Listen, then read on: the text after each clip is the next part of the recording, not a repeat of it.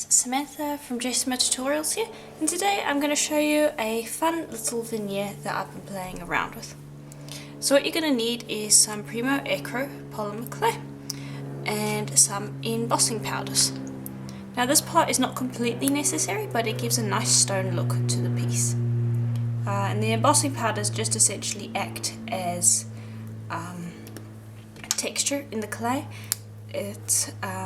You can use other polymer clays, like for instance Primo Granite works as well, because it's already got those inclusions in it, so you could mix some Primo with that if you wanted to.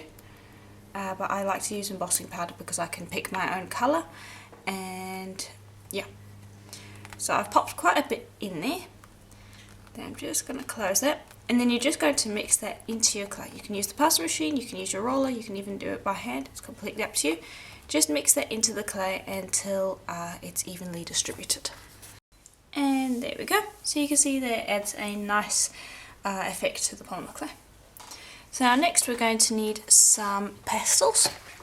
You can use mica powders if you want, but I prefer pastels because they don't have the shine to them. So I'm just going to pop those to the side, bring over a blade, and I'm just going to use a mixture of browns on this. Got some rustish kind of colours as well. You can use any colours you want. I'm not saying you have to use anything specific, but I'm going with the browner colours because well, we're kind of going for a stone-like effect, so brown fits with that. Okay, and I'm going to also just add a touch of Acro in there. There we go, that should be enough for now. Then I'm just going to blend that with my finger. A moment. There we go.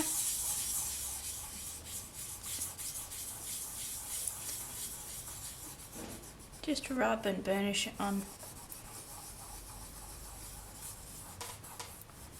Okay, and I'm just going to add a little bit more Acro to help me blend it out, and maybe a little more of this light rust colour too.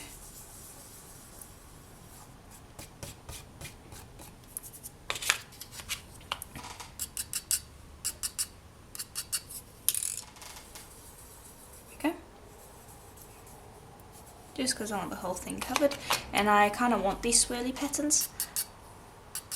If you don't, you can always use a brush to brush it onto the clay if you don't want to have these kind of swirl-like effects.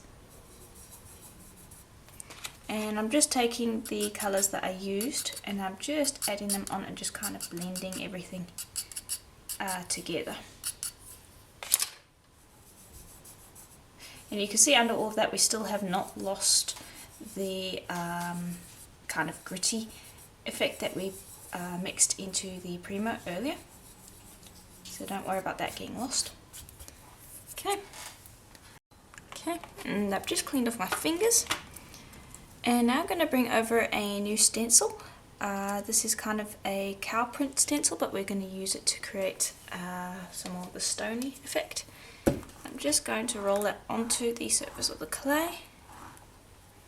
And what I'm going to do is I'm going to bring over a wet wipe and a little bit of isopropyl alcohol, and I'm just going to spray that on just a little bit. And what we're going to do is we're going to remove those pastel colours.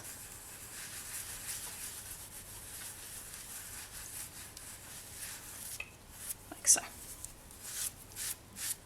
Okay, and it does not have to be perfectly clean, I just want to remove most of it. I'm actually going to bring over that dirty side again, and I'm just going to lightly tap over the surface because I don't want it to be pure clean Primo. I want to kind of get some smudges going. Okay, there we go.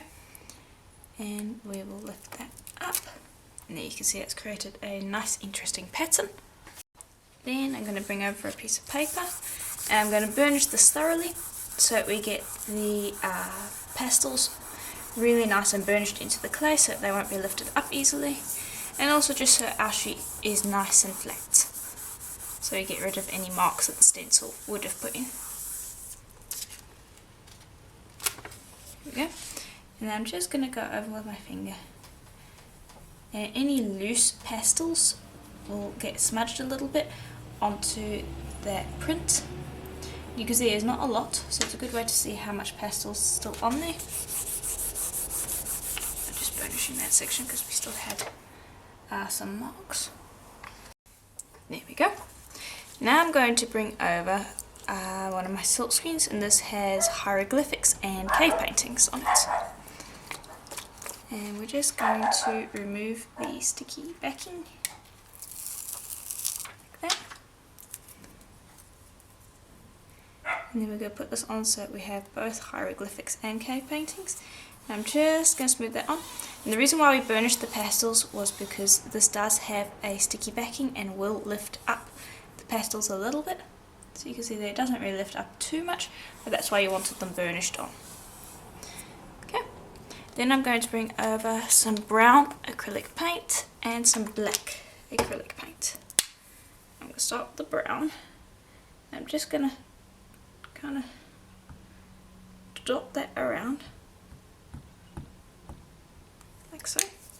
I'm going to bring over the black, and I'm going to do the same. Just kind of dot it around so that we can get kind of a mix as far as the colours go. I don't want to be putting on too much black. Okay, that should do. Then I'll bring over a card, and we're going to swipe. There we go. I don't want to do that too much because I don't want to merge the colours too much. Then we will lift and clean your silk screen. Okay, and there we go. That is the veneer. So now you can go and cut earrings out of that. You could make pendants. You could wrap it around a bracelet if you wanted to. There's lots of ways that you could use this, but I just wanted to show you how to create the veneer today. So you can see that just the background bit really looks quite good, and that's what really adds to the whole effect. But adding the hieroglyphics and cave paintings on top of it just really completes the effect. Now of course you can do different colours, but I really find that the reddish browns work the best. But feel free to play around with this technique. You can use different stencils, you can use different pastels, you can use different silk screens, but putting all three things together really makes a nice effect. And adding that embossing powder to get a really nice kind of stony effect really just completes the look. So let me know what you thought in the comments below. And if you like the silk screen, I do sell it on my Etsy shop, Jessama Design. There is a link in the description, so be sure to check that out. And if you would like more tutorials like this one, please do subscribe, as I am trying to post videos every single week now. And I'm sure you won't want to miss out on any of them. And as always, I'll see you in the next tutorial. Bye for now.